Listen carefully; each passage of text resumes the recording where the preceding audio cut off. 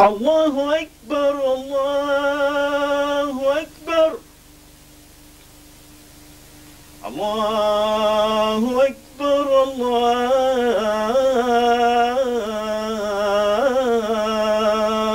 أكبر. أشهد أن لا إله إلا الله.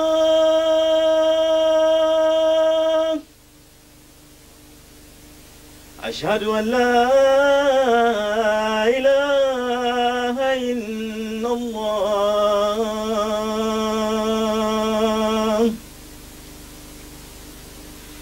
أشهد أن محمدا رسول الله.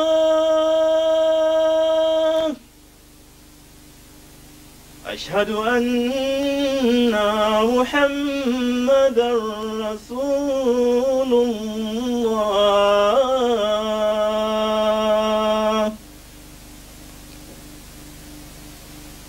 حي على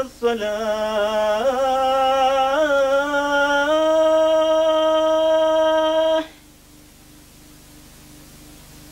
حي على الصلاة.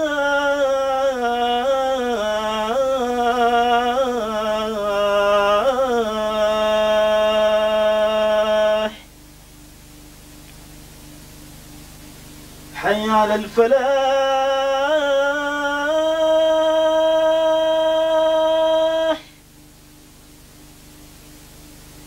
حي على الفلاح.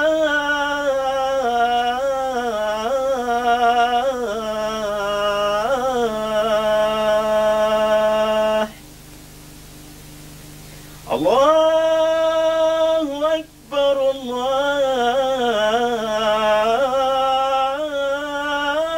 الله أكبر.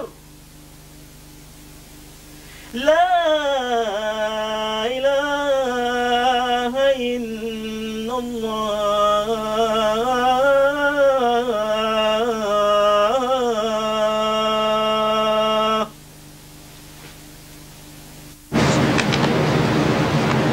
أشهد أن لا إله إلا الله وحده لا شريك له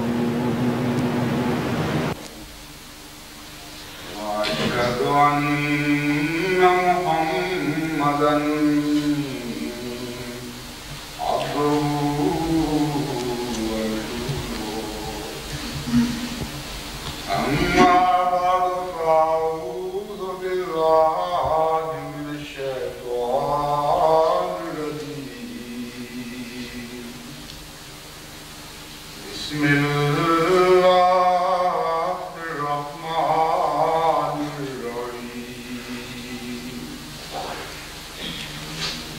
الحمد لله رب العالمين الرحمن الرحيم مالك يوم الدين. إياك نعبد وإياك نستعين. اهدنا الصراط المستقيم صراط الذين أنعمت عليهم غير المغضوب عليهم ولا الضالين.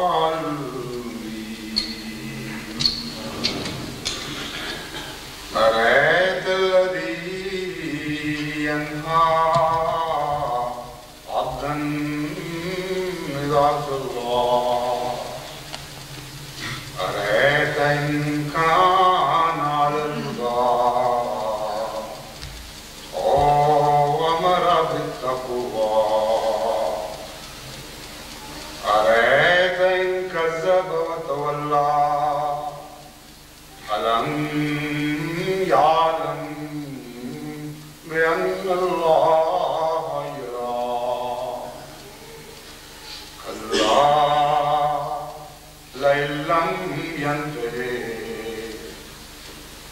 لنصفا نصفا بالناصية ناصية نصفا بالناصية ناصية خاطئة كاذبة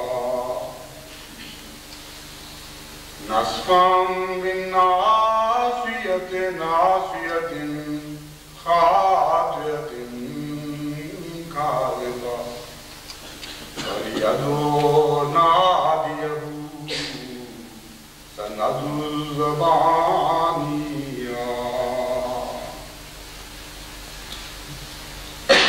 قرآن کریم کی جن آیات کی میں نے تلاوت کی ہے ان میں اللہ تعالیٰ ایسے لوگوں کا ذکر کرتا ہے جو خدا کی عبادت سے اس کے بندوں کو روکتے ہیں،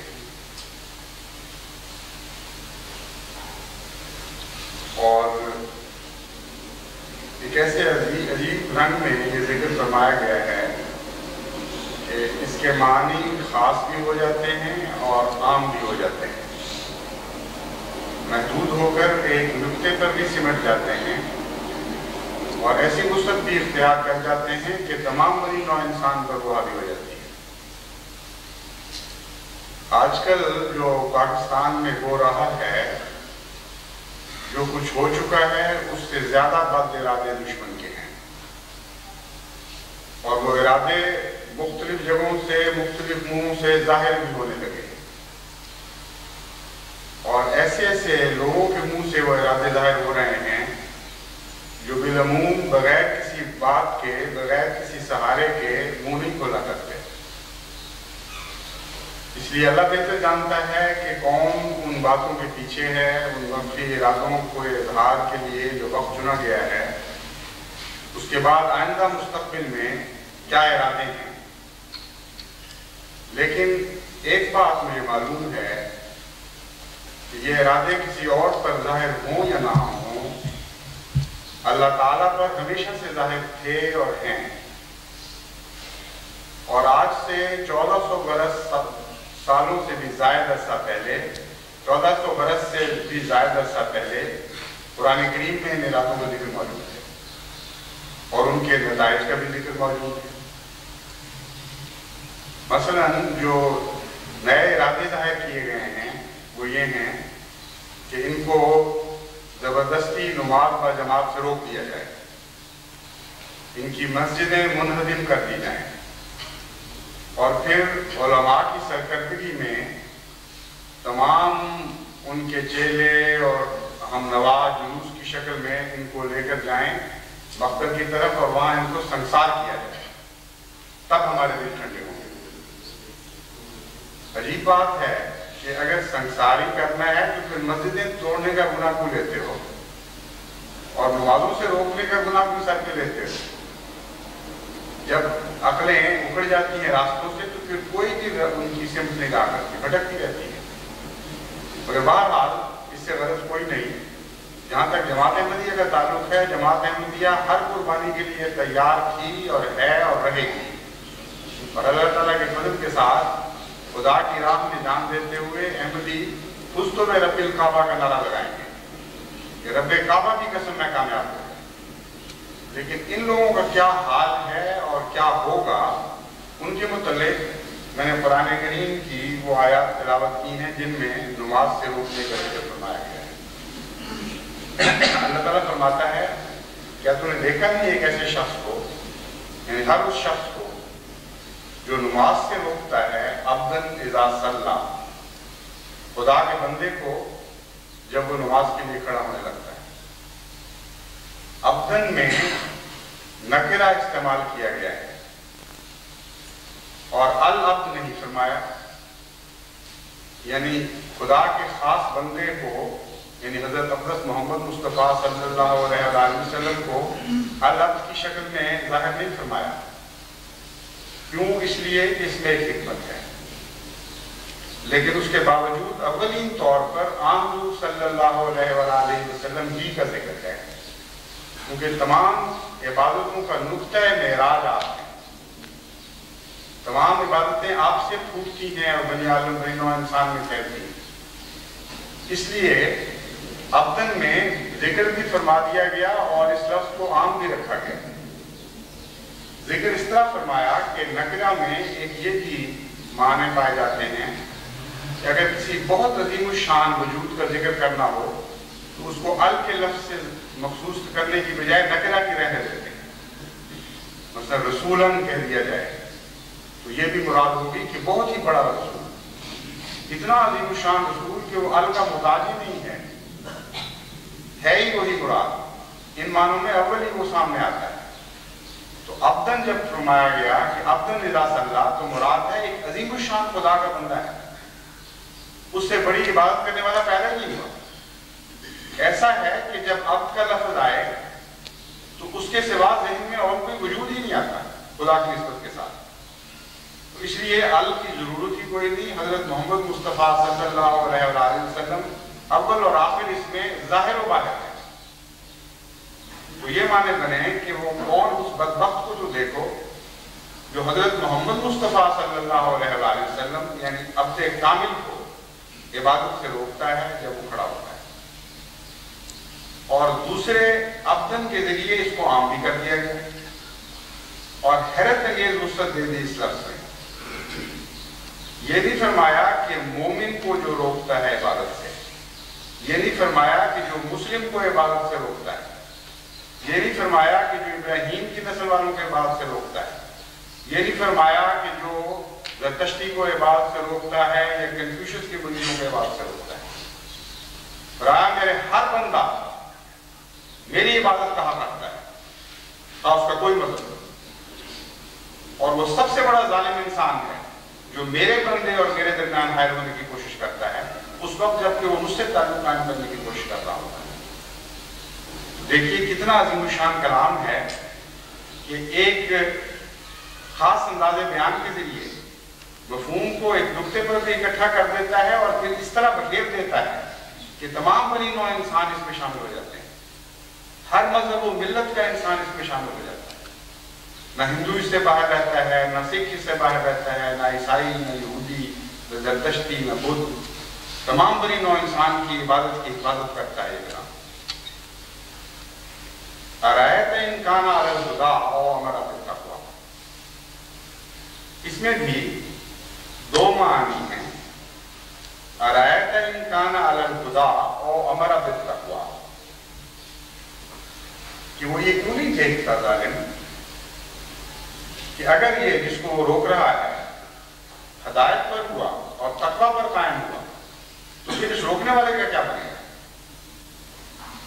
اور دوسرا معنی یہ ہے کہ کاش اس کو یہ سمجھ آ جاتی کہ وہ ہدایت پر رہتا اور تقوی سے کام لیتا اور ان معاملات میں دخل نہ دیتا جن میں دخل دینا اس کا کام نہیں، کیونکہ بندے اور خدا کے معاملے میں دخل دینے کا کسی انسان کو حق نہیں کیا گیا۔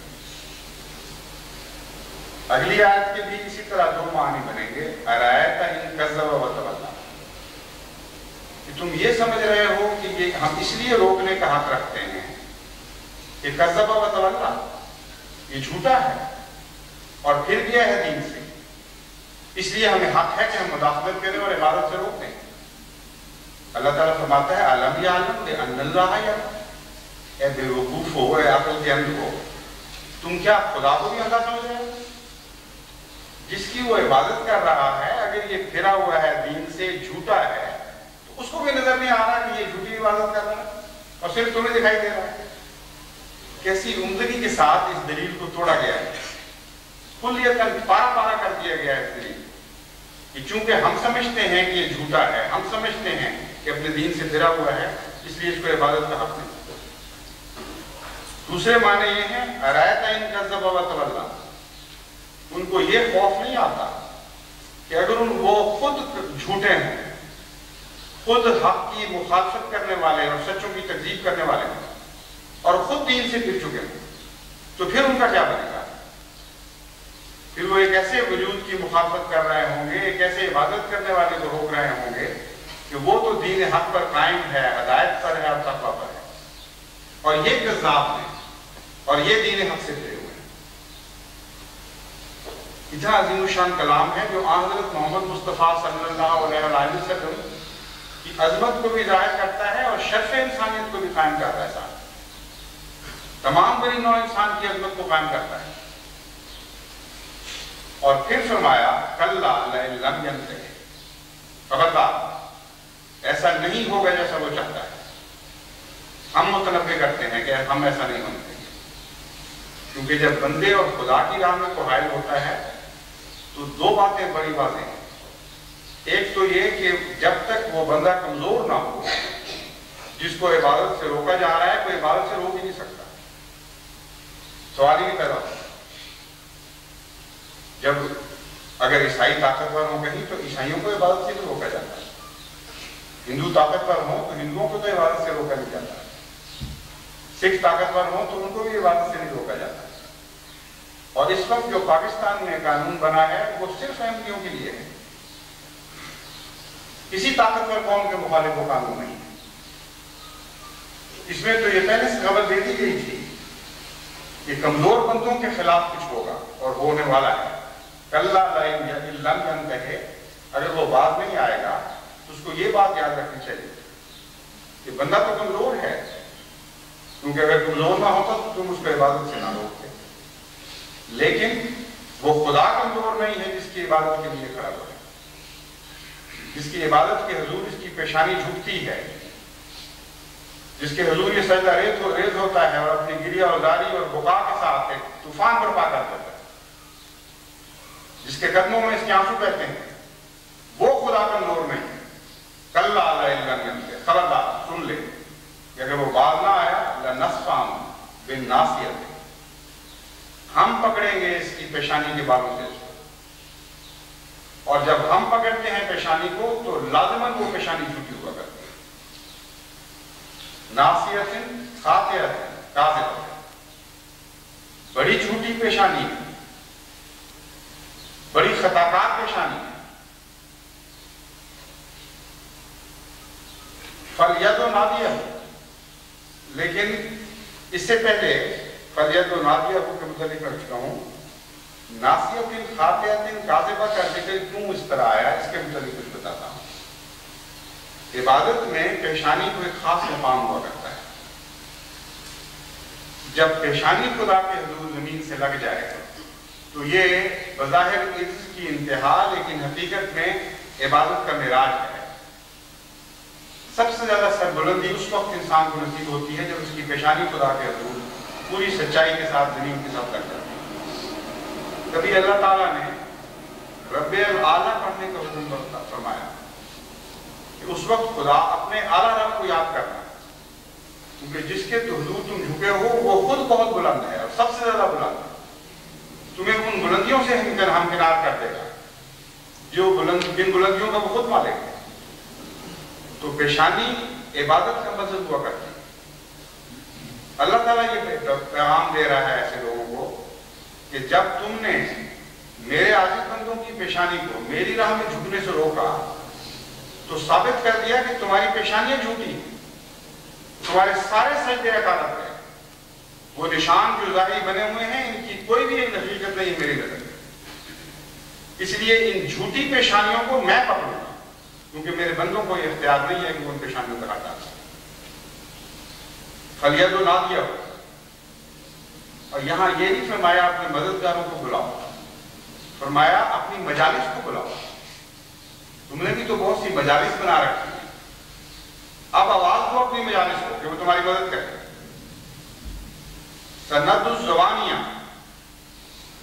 ہم اپنی پولیس کو بلائیں گے اور پھر دیکھیں گے کہ مجالس جیتتی ہیں یا اللہ کے سپاہی جیتتے ہیں جب وہ اترا کرتے ہیں کسی کی مدد کو اور کسی کو ہلاک کرنے کے لیے۔ کتنی حیرت انگیز صفائی کے ساتھ اللہ تعالیٰ نے عبادت سے روکنے والوں کی نفسیات کو بھی ذکر فرمایا، عبادت کا فلسفہ بھی بیان فرما دیا، یہ بھی بتا دیا کہ آن حضرت صلی اللہ علیہ وآلہ وسلم کی ذات میں عبادت مشتمل ہو جاتی ہے اور پھر منتشر ہو کر کسی ایک شخص کو حق نہیں دیتی عبادت کا، تمام بنی نوع انسان کو برابر حق دے دیتی ہے۔ رحمت للعالمین اس کو کہتے ہیں۔ چنانچہ آن حضرت صلی اللہ علیہ وآلہ وسلم نے ایک موقع پر عیسائیوں کو یہ تحریر لکھ کر دی کہ اگر کسی مسلمان نے ان کے گرجے کو بد نظر سے دیکھا، ان کی سلیبوں کو توڑا، تو ان کا میرے ساتھ کوئی تعلق نہیں۔ یہ قرآن کریم کی اسی قسم کی آیات کا یہ تفصیلی مظاہرہ ہے آن صلی اللہ علیہ وسلم۔ اور بہرحال جو ایک بد ارادے پر قائم ہو جاتے ہیں، بعض دفعہ وہ نہیں سمجھتے، کبھی ہاتھ بےگا جایا کرتے ہیں۔ اس لیے دعاؤں کی بھی ضرورت ہوتی ہے، اللہ تعالیٰ ان کو ہدایت دے، ان کو ایسے معاملات میں دخل اندازی سے باز رکھے جس میں دخل اندازی کا خدا نے کسی انسان کو حق نہیں عطا فرمایا۔ جہاں تک ہمارا تعلق ہے، ہم تو یہ جانتے ہیں کہ اللہ تعالیٰ کی تقدیر نے ہمیشہ ان باتوں کے الٹ نتائج ظاہر کیے ہیں جو ہمارے خلاف دشمنوں نے مکر اور تدبیریں کی۔ احمدیت کی تاریخ میں ایک دن بھی ایسا نہیں آیا جبکہ دشمن کے ارادوں کے وہ نتائج ظاہر ہوئے اور ان کی تدابیر کے وہ نتائج ظاہر ہوئے جو مقصد تھا ان کا کہ ہم یہ کریں گے تو یہ نتیجہ نکلے۔ چنانچہ آپ دیکھ لیں، جب بھی انہوں نے جماعت احمدیہ کے مال لوٹے ہیں، جماعت کے اموال میں برکت ہوئی۔ جب بھی نفوس ذبح کیے ہیں، ہمارے نفوس میں برکت ہوئی۔ جب مسجدوں کو منظم کیا، ہماری مسجدوں میں برکت ہوئی۔ جب قرآن کریم جلائے احمدیوں کے پکڑ کر، حالانکہ وہی قرآن تھا جو محمد مصطفیٰ صلی اللہ علیہ وسلم کا قرآن تھا، تو قرآن کی اشاعت میں بے شمار برکت ہوئی۔ جب انہوں نے تبلیغ پر پابندیاں لگائیں تو تبلیغ میں برکت ہوئی۔ اور آپ دیکھ لیں کہ جب 1974 میں یہ فیصلہ ہوا کہ یہ غیر مسلم ہے، تو اس سے پہلے علماء اس بات کو کھول چکے تھے۔ واقعہ یہ ہے کہ لوگ بھولے پن میں، دھوکے میں آ کر احمدی ہو رہے ہیں۔ جب تک ان پر مسلمان کا لیبل لگا ہوا ہے وہ ہوتے رہیں گے۔ جب مسلمان کا لیبل ہم ہٹا دیں گے تو پھر دیکھنا کس طرح لوگ اٹھ جاتے ہیں۔ کسی کو ضرورت نہیں ہوگی، کسی کو ہمت نہیں ہوگی کہ غیر مسلم کا بورڈ آگے لگا ہوا ہے بورڈ، اور پھر وہ حد کراس کر کے پار اتر کر وہ غیر مسلموں کی شامل ہوگی۔ لیکن ہر تدبیر کا خدا نے ہمیشہ الٹ نتیجہ نکالا۔ اور 74 کے بعد اتنی تیز رفتاری پیدا ہو گئی تبلیغ میں کہ ان کی عقلیں گم ہو گئی، سمجھ نہیں آتی تھی کہ ہو کیا رہا ہے۔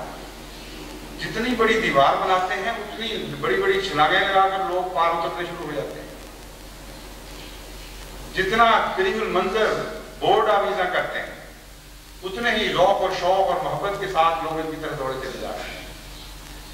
یہی واقعہ تھا، یہ گواہی ہے آج جو کچھ ہو رہا ہے اس حق میں کہ جو میں کہہ رہا ہوں وہ 100% درست بات ہے۔ ان کو سمجھ آ گئی کہ ہماری ہر تدبیر الٹ ہو گئی، ہر تدبیر ناکام ہو گئی، اس لیے اب آگے بڑھو اور روکے کھڑی کرو۔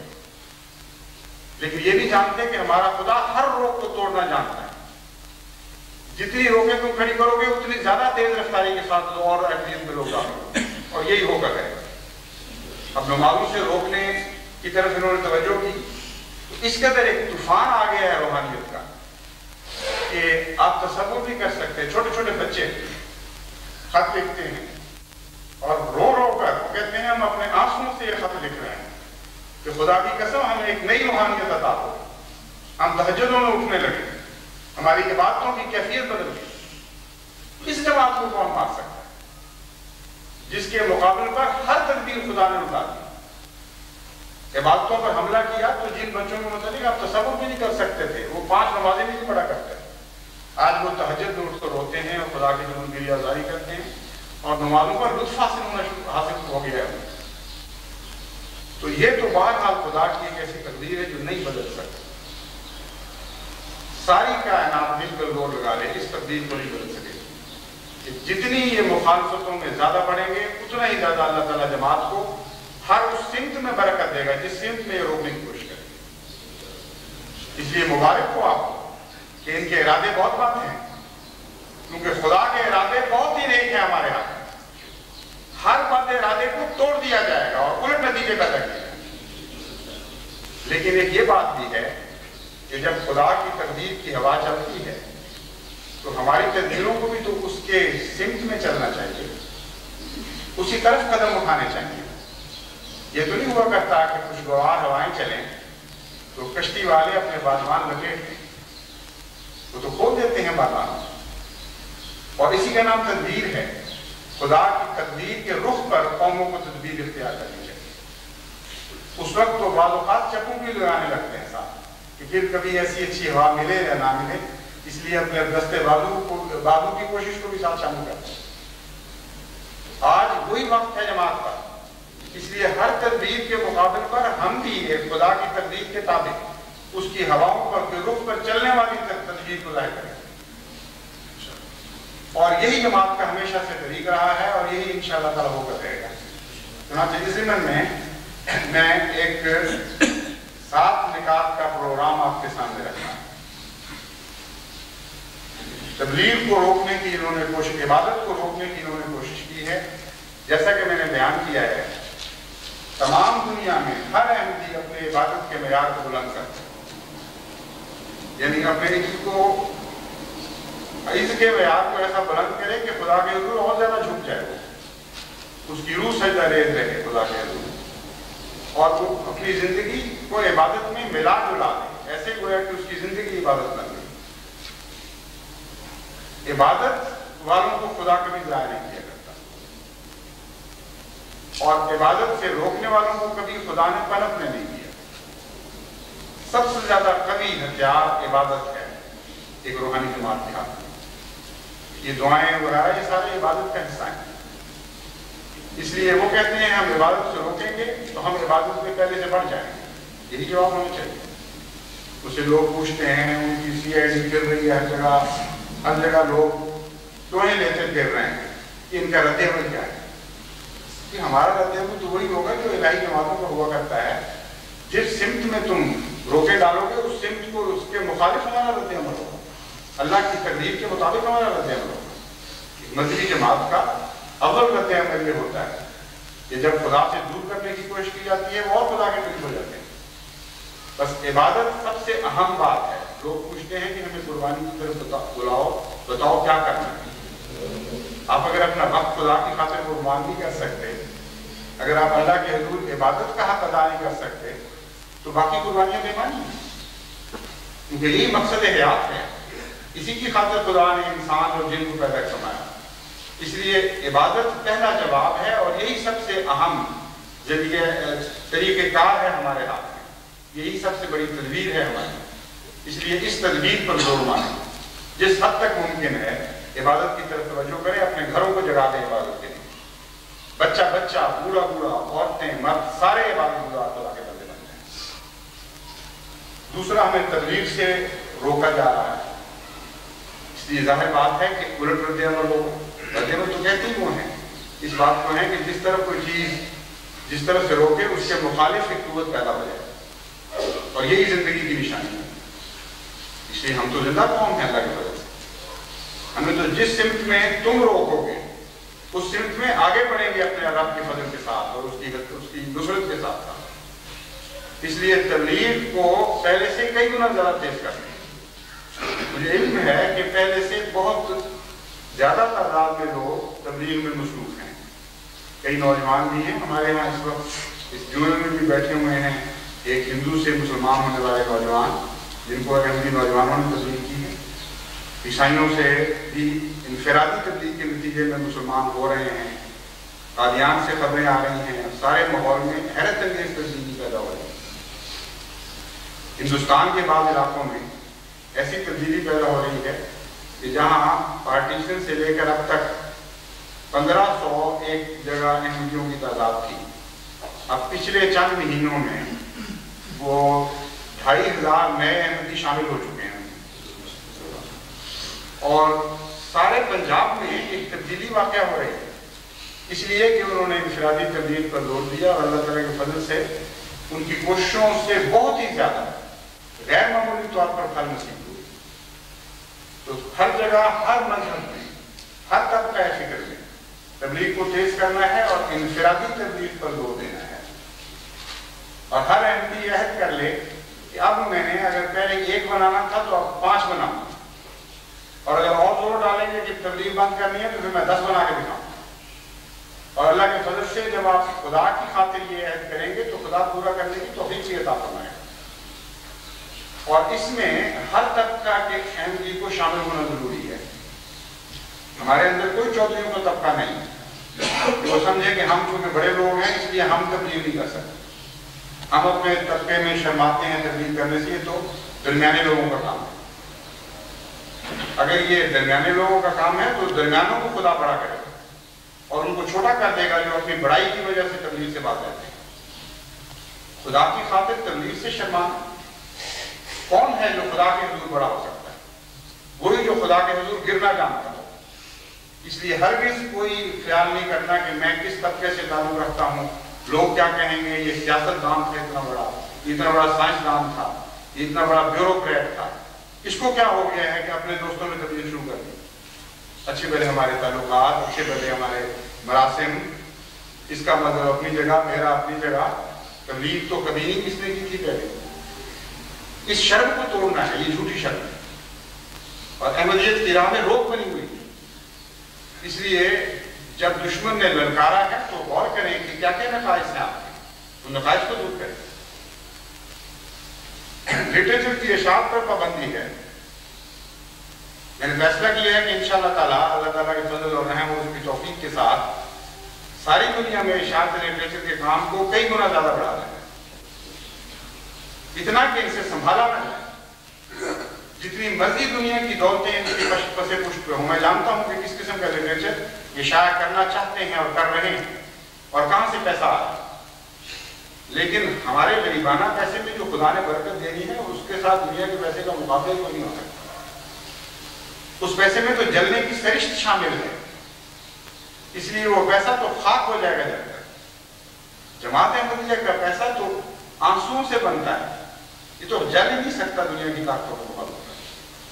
اس لیے جماعت کے پیسے میں بہت برکت پیدا ہوگی انشاءاللہ تعالیٰ. تمام دنیا میں تبلیغ کی اشاعت کتب کا, اشاعت لٹریچر کا ایک بہت زبردست منصوبہ ہے میرے ذہن میں, جس کو انشاءاللہ تعالیٰ حسب توفیق آہستہ آہستہ کھولوں گا اور جہاں تک خدا توفیق عطا فرمائے گا اس پر عمل درآمد شروع کیا جائے گا.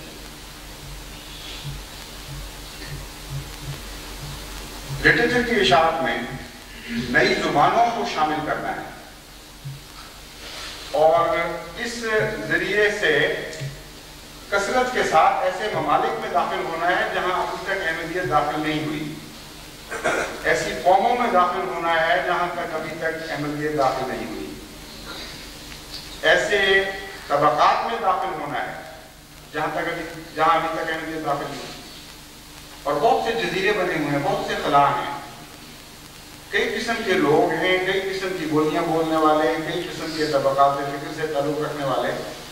اتنے بڑے بڑے خلا ہیں جن تک ہم ابھی اس لیے نہیں پہنچ سکتے کہ ہمارے پاس لٹریچر نہیں ہے. تو نہ صرف یہ کہ حضرت مسیح موعود علیہ السلام کی قدرت اور موجود لٹریچر کو زیادہ شائع کرنا ہے, بلکہ نئی زبانوں میں لٹریچر پیدا کرنا ہے.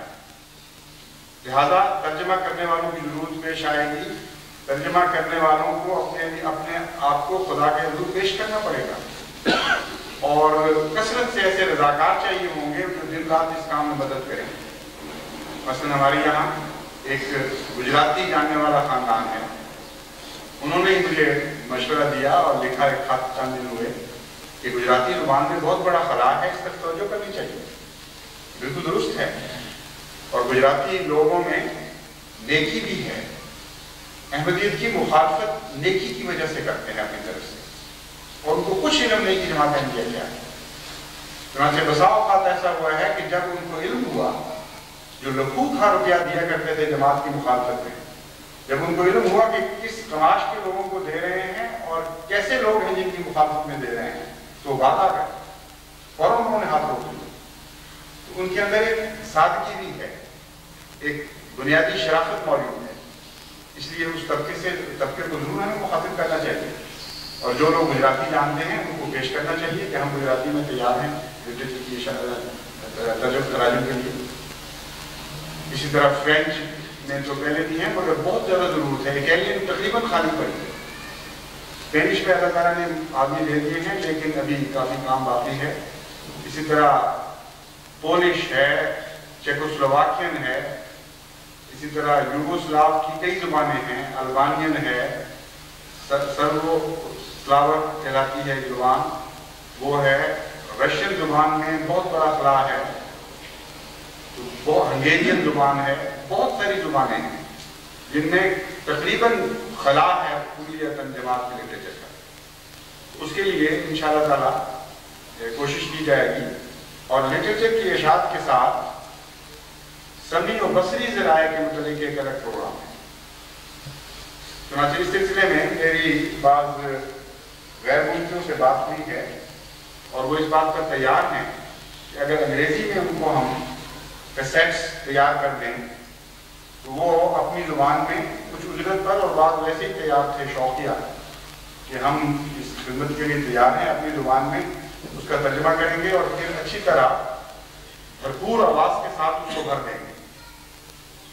तो बकसरत ये काम फैलाया जा सकता है अल्लाह ताला के फज़ल के साथ। लिटरेचर की तकसीम में भी बहुत दिक्कतें होती हैं, लिटरेचर की तबाद में भी बहुत दिक्कतें होती हैं और ज़्यादा रुपया फंसाना पड़ता है। लेकिन ऑडियो वीडियोस यानी समी और बसरी ज़राए को अगर हम इस्तेमाल करें तो फौरी काम शुरू हो सकता है और थोड़े खर्च से। और आजकल ज़माना भी ऐसा है कि आहिस्ता आहिस्ता तबीयतें नज़र को नरमी का आदी बना रही हैं, यानी आसानी पैदा कर रही है नज़र के लिए। बैठ कर पैसिवली वो एक नज़ारा देख लें और खुद ब खुद कानों में आवाज़ आ रही हो, इसको ज़्यादा पसंद करते हैं। तो इस वजह से कि मेहनत से तवज्जो से पढ़ें। इसमें कुछ खराबियाँ भी हैं, बदकिस्मती भी है इस दौर में, लेकिन फ़वाइद भी कुछ हैं। तो हमें दोनों तरह के मिजाज के लोगों को अहमदियत और इस्लाम की तरफ मुतवज्जह करना है, इसलिए ये एक अलग स्कीम चलेगी साथ। कुरान करीम की इशाअत के काम को तेज़ करना है और नई ज़ुबानों में अब इसको शाया करना है। इस वक्त खुदा के फजल से फ्रांसीसी का काम तकरीबन अब मुकम्मल है और मैं उम्मीद रखता हूँ कि 1 महीने या 2 महीने में, जैसा कि आफ्ताब साहब अफ्तारुल खान जिसको ये काम है वो मुझे तसल्ली दिलाते हैं, महीने या 2 महीने तक इंशाल्लाह प्रेस में चला जाएगा। इटालियन के मुतालिक डॉक्टर अब्दुल सलाम साहब ने जिम्मेदारी दी थी कि तर्जमा और उसकी तस्वीर और दवाई वगैरह वो सारा अपने खर्च पर करेंगे। चुनांचे उनकी तरफ से उनकी बेगम ने परसों खुशखबरी 3 दिन हुए खुशखबरी दी थी कि आधा काम मुकम्मल, आधा काम हो चुका है लगभग से। इसी तरह और ज़बान रूसी है, रूसी में कुरान करीम का तर्जुमा मौजूद तो है, लेकिन हमें अभी तसल्ली नहीं कि वो बैन ही कुरान के मुताबिक भी है कि नहीं।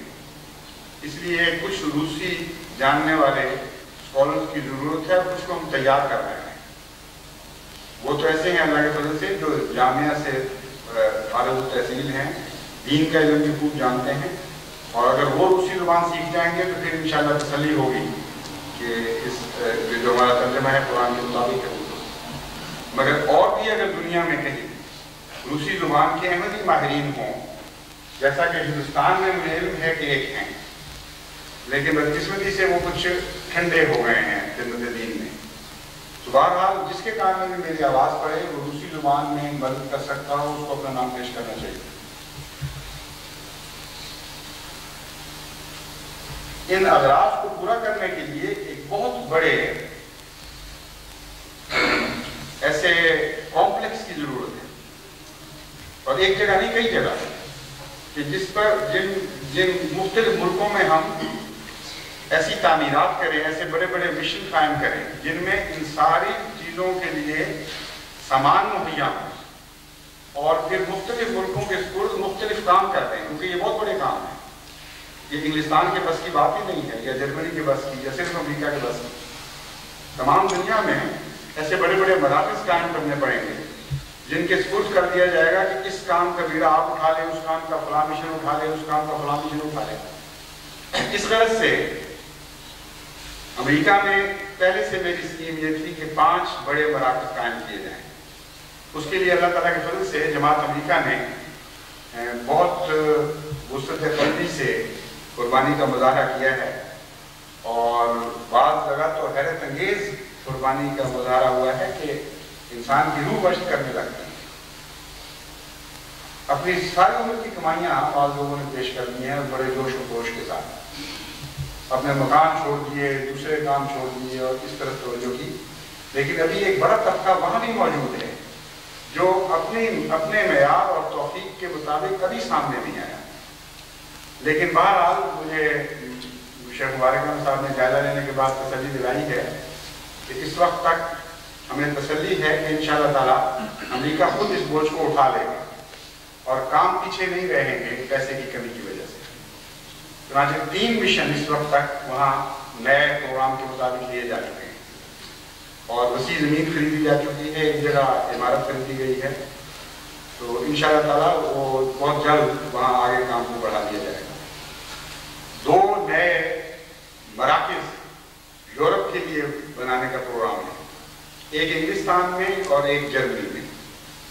انگلستان کو یورپ میں ایک خاص حیثیت حاصل ہے، اس لیے انگلستان میں بہرحال ایک بہت بڑا مشن چاہیے جو جس ضرورت کو یہ مشن پورا نہیں کر سکتا. سوال ہی نہیں پیدا ہوتا. اب تو آپ کو عید کی نماز کے لیے بھی مشکل پڑ جاتی ہے، جمعے کی نماز کے لیے بھی مشکل پڑ جاتی ہے، روز کی شام کی مجلس کے لیے بھی مشکل پڑ جاتی ہے. تو یہ مسجد تو کافی نہیں ہے اس کے لیے. پھر دفاتر ہیں، کئی قسم کی ضروریات ہیں جو سامنے آئیں گی. اس لیے ایک انگلستان میں بہت بڑا مرکز قائم کرنا ہے انشاءاللہ، اس کے لیے کمیٹی بٹھا دی گئی ہے. اور ایک جرمنی میں، کیونکہ جرمنی کی جماعت بہت مخلص اور تبلیغ میں دن رات منہمک ہے. بہت بیچارے غریب مزدور پیشہ لوگ ہیں، علم بھی زیادہ نہیں اور پاکستان سے نہایت غریب سوسائٹی سے اکثر تعلق رکھنے والے ہیں. لیکن ایسا اللہ نے ان کو اخلاص بخشا ہے کہ جب چندے کی ضرورت پڑی تھی تو جرمنی کا مشن بہت سے دوسرے مشنوں کے لیے کفیل بن گیا اور حیرت انگیز قربانی کے مظاہرے ہوئے. اب جب تبلیغ کا کہا تو لا علمی کے باوجود انہوں نے کیسٹس پکڑی اور ٹیپس اٹھائیں اور ہر طرح تبلیغ شروع کر دی. اور خدا کے فضل سے انقلاب آ رہا ہے جرمنی میں تبدیلی نقطۂ نگاہ سے. تو جرمنی کی جماعت کا حق ہے کہ اسے بہت وسعت دی جائے، اس لیے ایک مشن وہاں بنانا ہے. اس کے لیے اللہ تعالیٰ روپیہ اپنے فضل سے مہیا کرے گا. میں نے انشاءاللہ پہل کی ہے 10,000 پاؤنڈ میں اس کام کے لیے پیش کر رہا ہوں. اور اس کے علاوہ ایک ہمشیرہ ہیں ہماری سعیدہ جو غالباً لطیف صاحب ایڈوکیٹ ہیں. آپ کا نام لطیف ایڈوکیٹ ہی ہے؟ عبداللطیف ان کی بیگم ہے یا مجھے علم نہیں رہا؟ سعیدہ بیگم نام ہے. انہوں نے اس علم سے پہلے ہی کہ میں کیا اسکیم پیش کرنے والا ہوں 6,100 پاؤنڈ جو 1 لاکھ روپے کے برابر رقم بنتی ہے اب خود مجھے بھجوا دیے چیک کی شکل میں اور کہا کہ اس کو جماعت کی نئی ضروریات سامنے آ رہی ہیں، ضرور پیدا ہوں، اس لیے میں ان کے لیے یہ پیش کرتی ہوں. تو اللہ تعالیٰ ان کو بھی جزا دے. انشاءاللہ تعالیٰ روپیہ تو آئے گا اللہ کے فضل سے. کبھی ہوا ہی نہیں کہ ضرورت پڑی ہو اور روپیہ مہیا نہ ہوتا. تو اس طرح میں یہ تحریک کا آغاز کرتا ہوں اور یہ یورپین ممالک کے لیے ہے. یعنی یورپین ممالک میں بسنے والے احمدی اس میں حصہ لیں گے، لیکن فی الحال ہر ملک میں نہیں بلکہ ان 2 ممالک میں مراکز قائم کیے جائیں گے جو سارے یورپ کے لیے ان کے مشترکہ کاموں کو سر انجام دیں گے. بہرحال جیسا کہ میں نے بیان کیا تھا، ہم نے تو وہی کرنا ہے جس کی خاطر خدا نے ہمیں پیدا فرمایا ہے اور ہمیشہ یہی کرتے چلے آئے ہیں. ہمارے کام تو رکنے نہیں اور جتنی بڑی روکیں دشمن ڈالتا چلا جاتا ہے. ہم نے ہمیشہ یہی دیکھا ہے کہ خدا کا فضل اتنے ہی زیادہ قوت پیدا کرتا چلا جا رہا ہے ہماری روش میں اور پہلے سے زیادہ تیز رفتاری کے ساتھ ہم آگے بڑھتے چلے جاتے ہیں. اس لیے ان بادلوں سے ڈرے نہیں. حضرت مسلم موعود نے بہت ہی خوب فرمایا تھا کہ تم دیکھو گے کہ انہی میں سے قطرات محبت تک کے بادل آفات و مصائب کے چھاتے ہیں اگر تو چھانے. اس لیے بجلیاں ہیں تو کسی اور کے لیے ہوں گی، ہمارے لیے تو رحمت کی بارشیں ہی ہیں. اس لیے ہرگز کوئی خوف نہیں کرنا اور پہلے سے زیادہ ہمت اور توکل کے ساتھ خدا کی راہ میں آگے قدم بڑھانا ہے.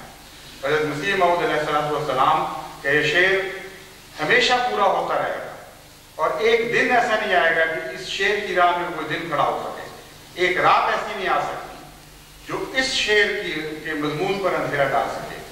لوائے ماں پنہ ہر سعید خواہد ندائے فتح نمایاں نشان ماں باشد.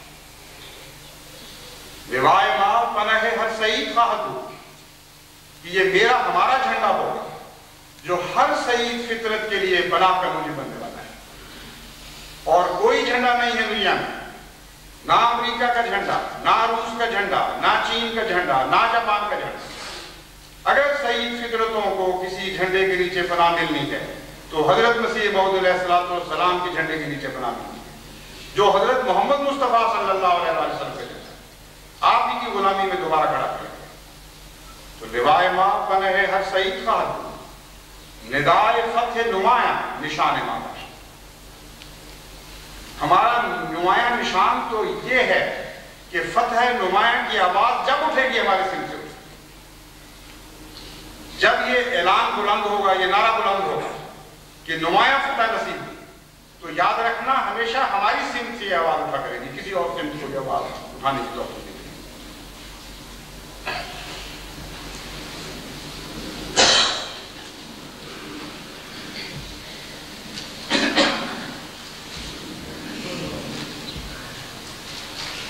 الحمدللہ نحمدہ ونستعینہ ونستغفرہ ونؤمن بہ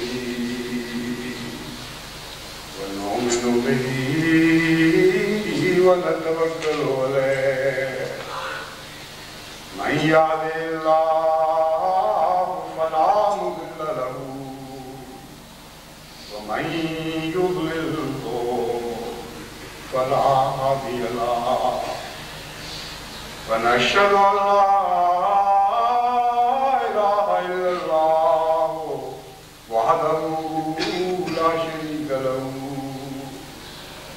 ونشهد أن محمدا